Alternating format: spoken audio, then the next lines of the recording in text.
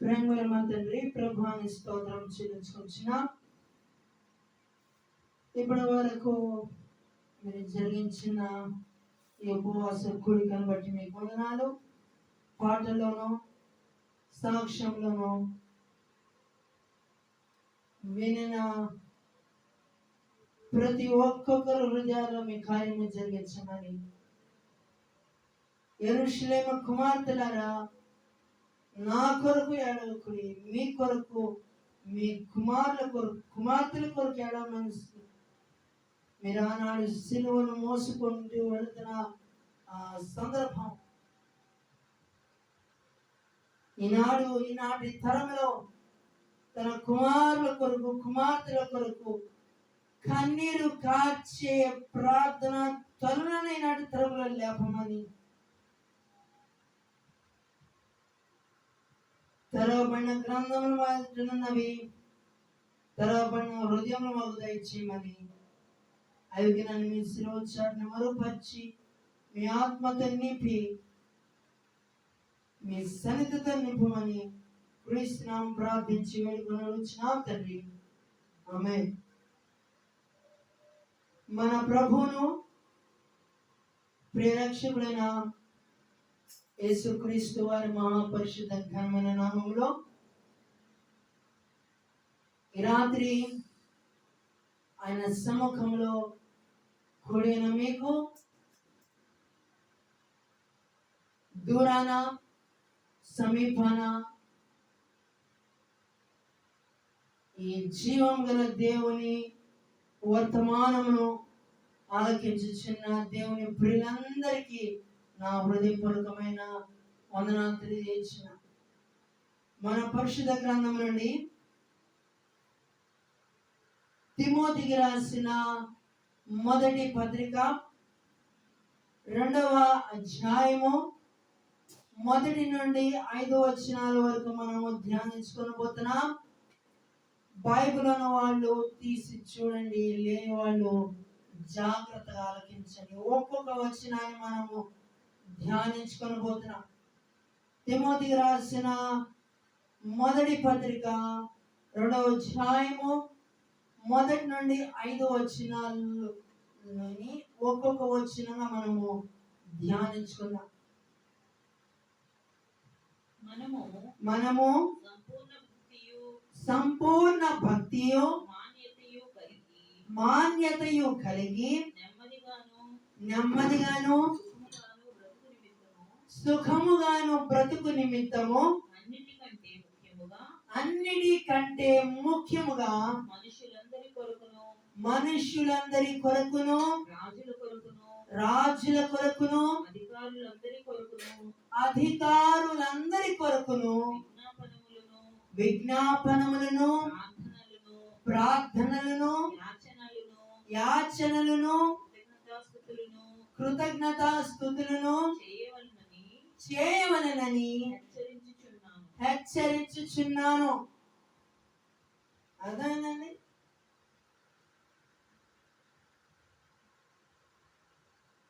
ప్రియులారా, అపోస్తలుడైన పౌలు గారు తిమోతికి రాస్తూ అంటున్న మాట ఏంటంటే, సంపూర్ణ భక్తి మాన్యతయు కలిగి నెమ్మదిగాను సుఖముగాను బ్రతుకు నిమిత్తము అన్నిటికంటే ముఖ్యముగా మనుషులందరి కొరకు రాజుల కొరకు అధికారుల కొరకు విజ్ఞాపనములను ప్రార్థనలను యాచనలను కృతజ్ఞతాస్తుతులను చేయవలెనని హెచ్చరించుచున్నాను. ఏంటండి, భారతదేశం నా మాతృభూమి, భారతీయులందరూ నా సహోదర సహోదరిలు.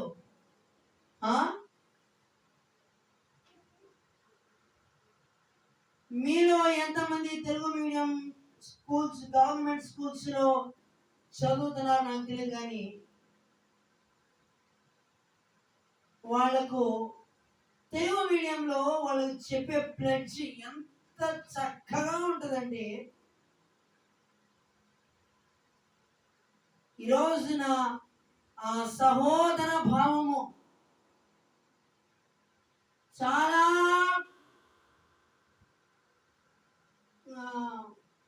చాలా కొరతైపోయింది. ఆ సహోదర భావం అనేది ఈనాటి తరంలో ఉన్న మనుషులలో మనము ఎక్కడన్నా చూడాలి అని అనుకుంటే అది కనబడదు. సహోదర భావము, సహోదరి భావము. ఎదుటివాడు ఆ వ్యక్తి మనకు తెలియకపోవచ్చు, కానీ మనం అతన్ని చూసే విధానమే ఆ వ్యక్తిలో దేవుని భయము ఉన్నదా లేదా. ఈ రోజున మనుషులకు చూసే విధానం చెడిపోయింది, ఆలోచించే విధానం చెడిపోయింది. అవునా కదండి? ఎన్ని వార్తల్లో వింటున్నాం, వార్తా పత్రికల్లో చూస్తున్నాం, వార్తల్లో వింటున్నాం. ఏదో ఒక రీతిగా, ఏదో ఒక కోణంలో మనం వింటున్నాం. ఒక భారతదేశంలో ఒక భారత పౌరుడిగా ఇప్పటి ప్రస్తుత రోజుల్లో నీ వంతుగా ఈ అన్యాయాలను ఎంత మట్టుగా అరికట్టగలిగావు అనేది ప్రతి భారతీయుడు వేసుకోవలసిన అతి ప్రాముఖ్యమైన ప్రశ్న.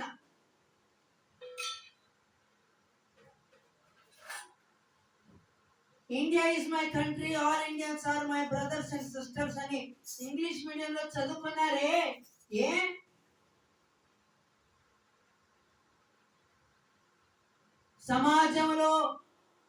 సమాజంలో ఒక ఆడపిల్ల కానీ ఒక స్త్రీ అని వెళుతుంటే వాళ్ళని ఒక సహోదరి భావంతో చూస్తున్నావా, లేకపోతే చెడిపోయిన దృష్టితో, చెడిపోయిన భావంతో చూస్తున్నావా? ఇది ప్రతి భారతీయుడు తన మనస్సుకు వేసుకోవలసిన ప్రశ్న, ఆత్మలో పరీక్షించుకోవాల్సిన అవసరత ఎంతో ఉంది.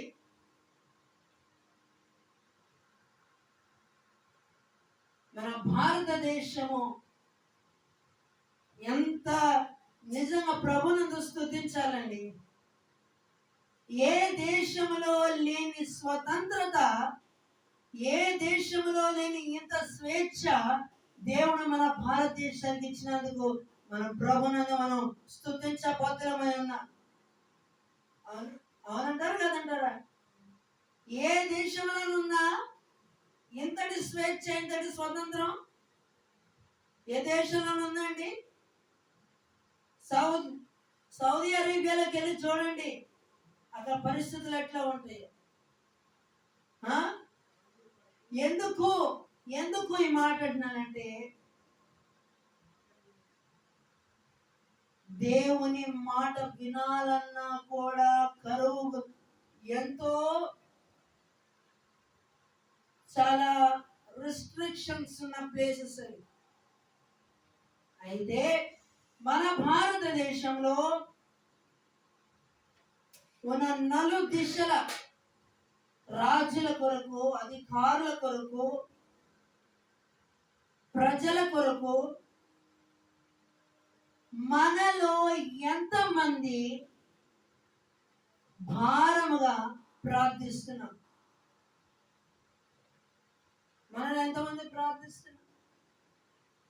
ఒక తోటి భారతీయుడిగా మనలో ఎంతమంది ప్రార్థిస్తున్నారు? ఒకసారి ఆలోచించు. నా ప్రియమైన సహోదరులారా, గమనించు. ఒక తోటి భారతీయుడిగా మన దేశము కొరకు మనము ప్రార్థించవలసిన అవసరత ఎంతో ఉంది. అందుకని నిన్నటి దినం ఏం జరిగినా నేను ప్రత్యేకంగా చెప్పాల్సిన అవసరం లేదనుకుంటా. ఏదేమైనా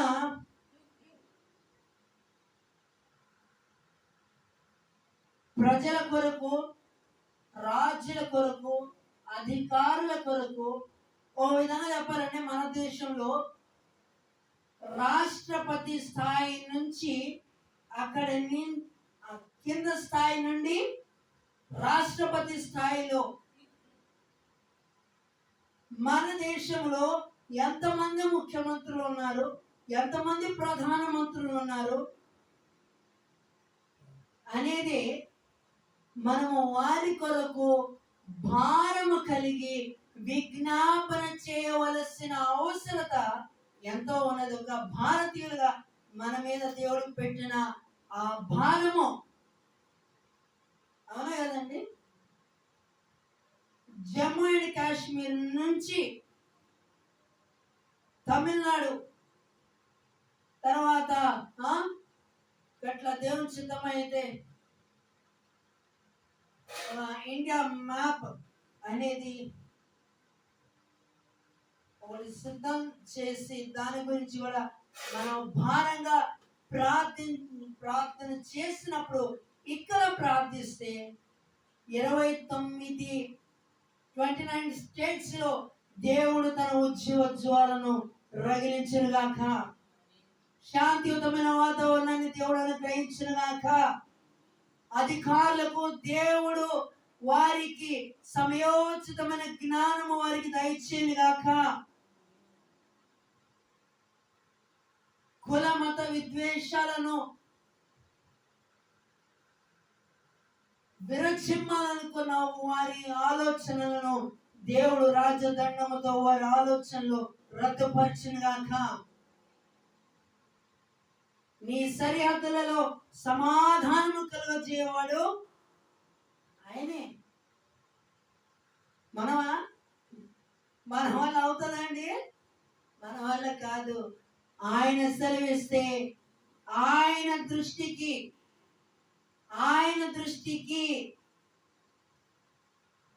ఆయన కను దృష్టి యావత్ ప్రపంచమంతా ఉంది. అందులో మన భారతదేశం మీద కూడా ఉందా లేదండి? ఉందా లేదా? ఉంది.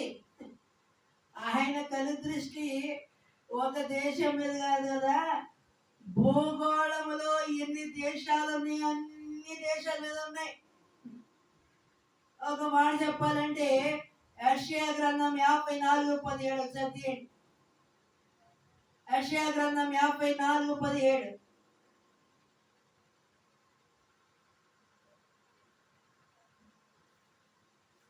Isaiah chapter 54:17. ప్రియులారా గమనించండి. నీకు విరోధముగా రూపింపబడిన ఏ ఆయుధము వర్ధిల్లుతుందనుందా? వర్ధిల్లదనుందా? వర్ధిల్లదు. ఆయుధం అనే పేరుకు బదులుగా ఏ అధికారమైన, ఎంతటి పేరు ప్రఖ్యాతలు ఉన్న ఒక స్థాయిలో ఉన్న వ్యక్తి అయినా, అది దేశ ప్రధాని కావచ్చు, ఎవరైనా కావచ్చు, ఆయనకు విరోధంగా రాజ్యాంగానికి వ్యతిరేకంగా తల దన్నిన వారు కనుక అయితే అది ఎన్నటికీ వర్ధిల్లదు. ఆమేన్, హల్లెలూయా. ఆయనకు విరోధంగా ఎట్లాంటి చట్టబద్ధమైన ఆలోచనలను తల పెట్టిలే బైబిల్ నెబుకద్నెజర్ పరిస్థితి ఏమైందండి? నెబుకద్నెజర్ పరిస్థితి ఏమైంది? గడ్డి దించి గడ్డి మేపించాడు. అవునా?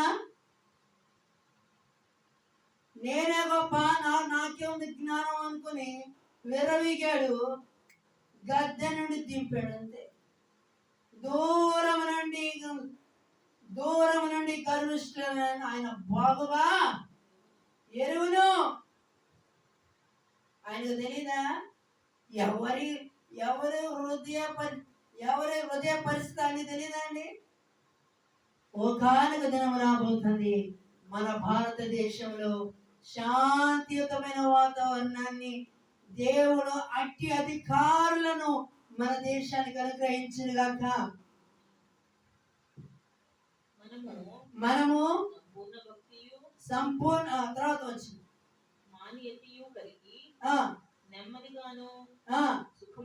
సుఖముగాను బ్రతుకు నిమిత్తము అన్నిటికంటే ముఖ్యముగా మనుషులందరి కొరకు, రాజుల కొరకు, అధికారుల కొరకు విజ్ఞాపనములను, ప్రార్థనలను, యాచనలను అయిపోయిన తర్వాత వచ్చి చేయవలనని హెచ్చరించుచున్నాను. ఇది మంచిదియు మన రక్షకుడగు దేవుని దృష్టికి అనుకూలమైనది ఉన్నది. ఏంటంటే ఆయన దృష్టికి ఏది మంచిది, ఏది అనుకూలంగా ఉందంట? ప్రజల కొరకు, రాజుల కొరకు, అధికారుల కొరకు ప్రార్థనయు, విజ్ఞాపనలు, యాచనలు, కృతజ్ఞత స్తుతులు చెల్లిస్తే అది దేవుని దృష్టికి ఎలా ఉందంటండి? అది మంచిదిగా, ఆయన దృష్టికి అనుకూలంగా ఉందంట. చూసారా? నా ప్రియమైన సహోదరులారా గమనించండి. ఒక భారతీయుడిగా మన భారతదేశం కొరకు మనము భారంగా ఎప్పుడైతే ప్రార్థన చేయడానికి ఎప్పుడు మన మోకాళ్ళు వంగుతాయో, ఇక్కడ ప్రార్థిస్తే 29 స్టేట్స్ లో దేవుడు తన ఉజ్జీవ జ్వాలను రగిలించగలడు. ఆమేన్. మనం ఇక్కడ మోకరించి విశ్వాసముతో, పట్టుదలతో మనం ఇక్కడ ప్రార్థిస్తే సువార్తను వ్యతిరేకించే ప్రతి రాష్ట్రంలో, ప్రతి దేశంలో దేవుని యొక్క చిత్తము అటువంటి వారిని దేవుడు తొలగించి దేశంలో శాంతియుతమైన వాతావరణాన్ని ఆయన ఎందుకంటే ఆయన అధికారం ఇస్తేనే ఇప్పుడు రాష్ట్రపతి అయినా, ప్రధానమంత్రి అయినా, ఎవరైనా ఎటువంటి అధికారంలో ఉన్నవారైనా అది దేవుడు అనుగ్రహిస్తేనే తప్ప వాళ్ళంతటి వాళ్ళు అధికారమును వారు కలిగి ఉంటారా? కలిగి ఉంటారండి? ఏ రోజు లాంటి వారిని నీకు పైనుండి అధికారము నీకు ఇవ్వబడితేనే కానీ నువ్వు రాజుగా ఉండవరా నాయనా అని ప్రభువారే అన్నారు. అదే మాట నాకు ఇప్పుడు కూడా జ్ఞాపకం వస్తుంది. దేవుడు ఒక మనిషికి ఒక అధికారం ఇచ్చారంటే అది పై నుండి వచ్చిన అధికారమే తప్ప అది వాళ్ళంతటి వాళ్ళు కల్పించుకున్నది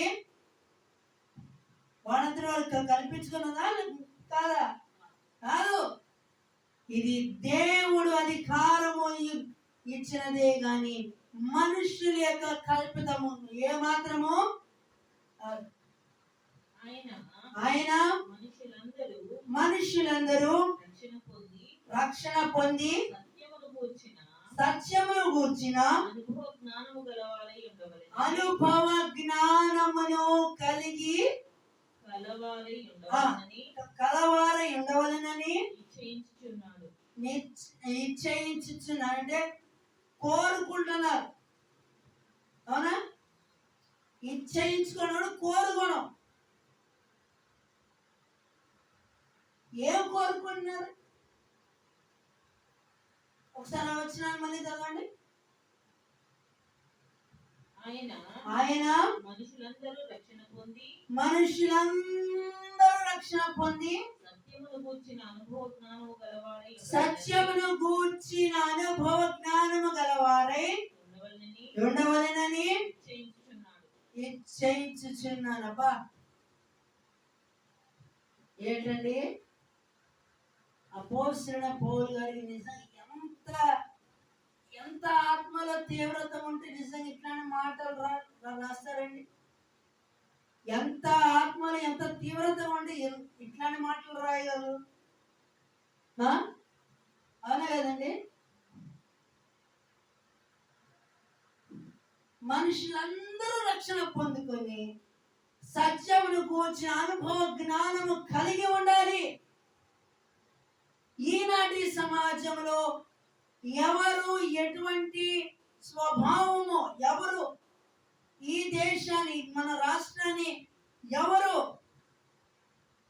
చక్కటి పరిపాలన ఎవరు చేయగలరు అనే అనుభవ జ్ఞానము ఎవరైతే కలిగి ఉంటారు, కలిగి ఉండాలి అని ఈనాటి సమాజంలో ఉంటున్న మనుషులను మనకు ఒక అనుభవ జ్ఞానము కలిగి ఉండాలి.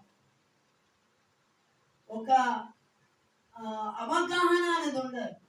అవేర్నెస్, సోషల్ అవేర్నెస్ అంటారు. అంటే సామాజిక అవగాహన అనేది మనకు ఉన్నప్పుడు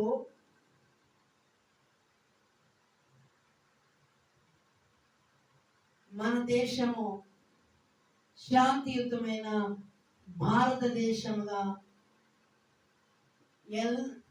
ఎప్పుడు అభివృద్ధి చెందుతూ ఉంటుంది. అందుకనే ఒక వ్యక్తి అన్నారు,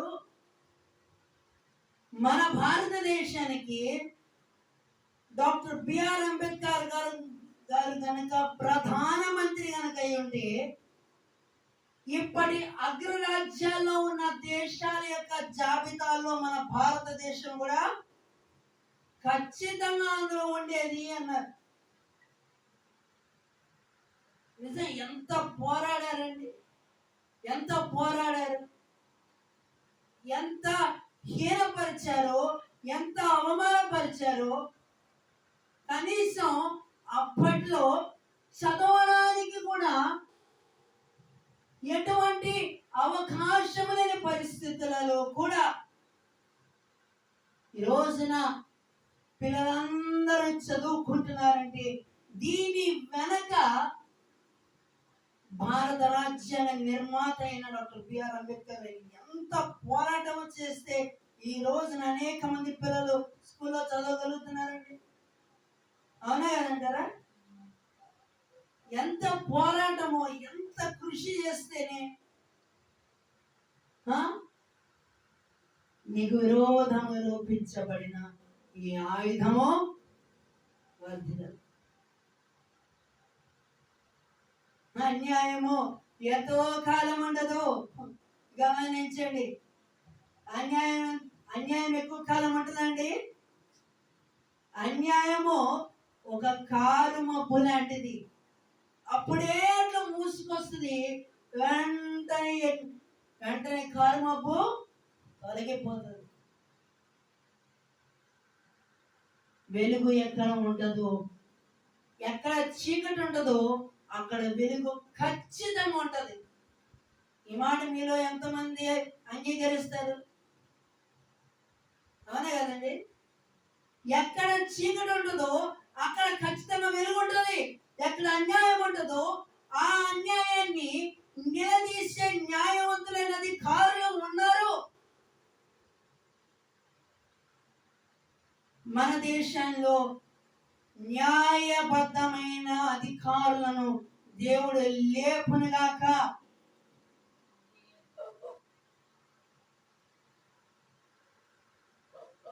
నా ప్రియమైన సోదరులారా గమనించు, ప్రజల కొరకు రాజుల కొరకు, అధికారుల కొరకు, మన దేశంలో ఉన్న 29 స్టేట్స్ కొరకు ఇప్పటి నుంచి మనము ప్రార్థించడం, మన వ్యక్తిగత ప్రార్థనలో మనము జ్ఞాపకం చేసుకున్నప్పుడు ఐకమత్యంతో కలిసి చేసిన ప్రార్థన దేవుడు తప్పకుండా మన భారతదేశానికి ఉజ్జీవ జ్వాలను రగిలించి అన్యాయస్తుల యొక్క నోటికి తాళము వేసి న్యాయబద్ధమైన పరిపాలన మన భారతదేశంలో దేవుడు జరిగించిన గాక.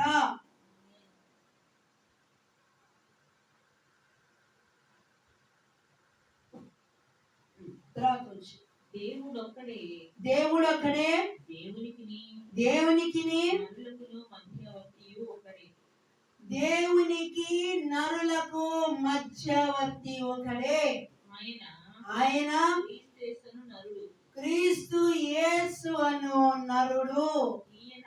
ఈయన అందరి కొరకు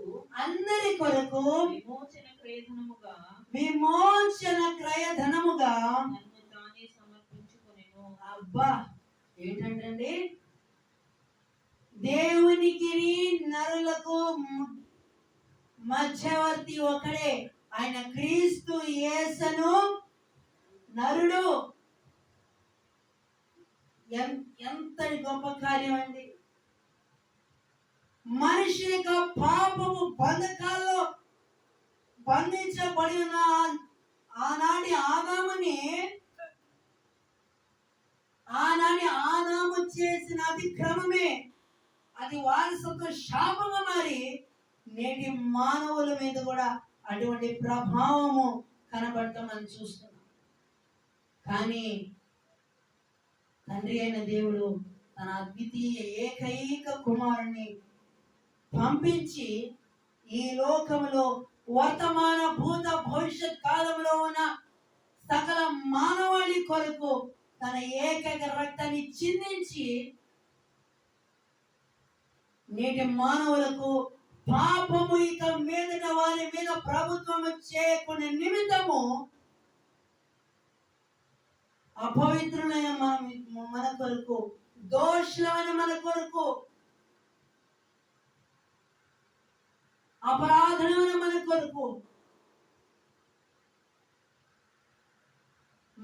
మనకు రావాల్సిన శిక్ష అది ఆయన మీద వేసుకొని మనకు విమోచనను అనుగ్రహించిన దేవుడు ఆయన ఒక్కడే. ఎందరో దేవుళ్ళు దేవతలని పిలువబడ్డారు, కానీ వారు ప్రజలందరి కొరకు తమ రక్తాన్ని చిందించి మనుష్య యొక్క పాపము నుండి విడిపించిన వాళ్ళ ఆనవాళ్ళు దాఖలు ఉన్నాయండి? లేదు. ఎక్కడ ఉంది పాస్టర్ గారు? ఏంటి మీరు ఇట్లా మాట్లాడుతున్నారు ఏంటి అని బైబిల్ ఒక డిఫరెన్స్ ఉంది. ఏప్రిల్ రాసిన పత్రిక 9వ అధ్యాయము 22వ వచనం. ఏప్రిల్ రాసిన పత్రిక 9వ అధ్యాయం 22వ వచనం. దయచేసి చదవండి. రక్తము చిందింపకుండా పాప క్షమాపణ కలుగుదనియు. చాలమ్మా. ఏంటండి? రక్తము చిందింపకుండా పాప క్షమాపణ లేదు. కానీ ప్రభు అయిన యేసుక్రీస్తు వారు తన అమూల్యమైన రక్తమును మన కొరకు చిందించారు. మనుషుల యొక్క పాప బంధకాల నుండి ఆయన విడిపించారు. ఆయన విడిపించగల సమర్థుడు. ఆయన మరణమును ఎందరి కాలమైన ఆపగలిగిన సమాధి రాయి ఆయన ఆపగలిగిందండి? ఆపలేకపోయింది. రోమాధికారం ఆయన ఆపలేకపోయింది. ఆయన మరణమును ఆపలేకపోయింది. ఆయన సమాధిని ఆపలేకపోయింది. మన ఈ సోషల్ హిస్టరీలో మనం చదివితే ఎందరో రాజులు పరిపాలించారు, రాజ్యాలు పరిపాలించారు. ఒక రాజు ఇంకో రాజు రాజ్యాన్ని ఆక్రమించుకుంటూ అట్లా పరిపాలన వారికి రాజ్యాన్ని మరింత విస్తరించుకున్నారు. నా ప్రియమైన సహోదరులారా, రాజులు పరిపాలించారు, రాజ్యాలు ఎంతో వైభవంగా ఉన్నాయి. కానీ ఇప్పుడు వారి ఆ రాజులు కనుమరుగయ్యారు, రాజ్యాలు పేరు మాసిపోయింది. కానీ ఒక రాజ్యం ఉంది, అది అక్కడ ఆకలి ఉండదు, మరణ భయం ఉండదు, దుఃఖం ఉండదు, వేదన ఉండదు, ఆకలి దప్పికలు ఉండవు. అక్కడ ఎప్పుడు సంతోషము సమాధానములతో, ఎప్పుడు సదాకాలము ఎప్పుడు సంతోషముతో అక్కడ ఉండొచ్చు. నా ప్రేమ సహోదరులారా, ఆ రాజ్యంలో నీవు నేను మనం ఉండాలని ప్రభువు ఆశపడుతున్నాడు. పరలోక రాజ్యము సమీపించున్నది, మారు మనసు పొందండి. ఎందరో అనుభవం గల సేవకులు గొంతు చించుకొని చెప్తుంటే అని పెడచెవిని పడుతున్నారు. ఒకవేళ ఏ క్షణంలో ఆయన రాకడ వచ్చి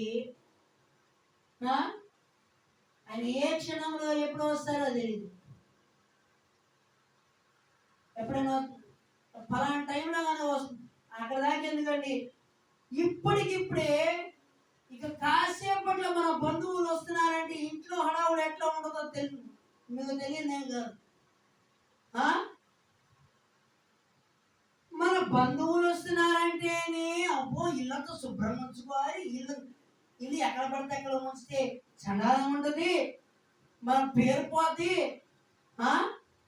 అరే ఇప్పుడు కనబడి అంతలో వెళ్ళిపోయే బంధువులు వస్తున్నారంటే నీ ఇళ్ళతో శుభ్రం చేసుకుంటున్నావే, నీ హృదయంలో ఉన్న చెత్తను, నీ హృదయంలో పేరుకు పోయిన చెత్తను నువ్వు శుభ్రం చేసుకోవాల్సిన అవసరం లేదా? ఈ శరీరము మట్టి మన్నవుతుంది, కానీ ఈ శరీరంలో దేవుడు ఉంచిన ఆత్మను అది దేవుని దగ్గర చేరుతుంది. అప్పుడు ఏ ఒక నరమాత్రుడు దేవుని దగ్గర వచ్చి ఆయన చేతిలో నుండి ఏ నరం మాత్రుడు విడిపించగలడు. ఆమేన్. ఎవరైనా విడిపించగలరా? దేవుని చేతిలో నుండి ఒక మనిషిని విడిపించగలరా? అంత ధైర్యం ఉన్నదా? అంత సాహసం ఉన్నదా? లేదు. ఏ మనుషుడు కూడా విడిపించలేడు. నా ప్రియమైన సహోదరులారా, గమనించు, మన దేశం కొరకు మనం భారముగా ప్రార్థించవలసిన అవసరత ఎంతో ఉన్నది. సువార్థికుల కొరకు, సేవకుల కొరకు, సంఘాల కొరకు, మిషనరీల కొరకు మనం భారముగా ప్రార్థించినప్పుడు మన ప్రార్థనే మన భారతదేశం మీద ఒక పాజిటివ్ రెస్పాన్స్ అనేది ఖచ్చితంగా రావాలి, వస్తుంది. అటువంటి ప్రార్థన పొందను దేవుడి నాటి తరంలో లేపునుగాక.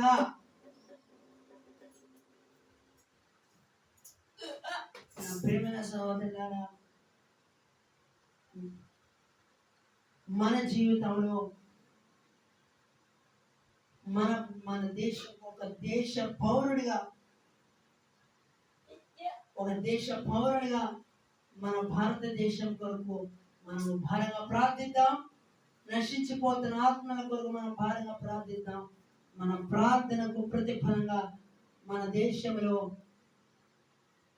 ప్రేమ, సమాధానము, ఐక్యతలతో నింపబడి అన్ని రంగాల్లో, అన్ని కోణాల్లో మన భారతదేశాన్ని దేవుడు అభివృద్ధి పథకంలోకి దేవుడు నడిపించిన గాక. దయచేసి స్థలం ఉంచండి, ప్రార్థన చేసుకున్నాం.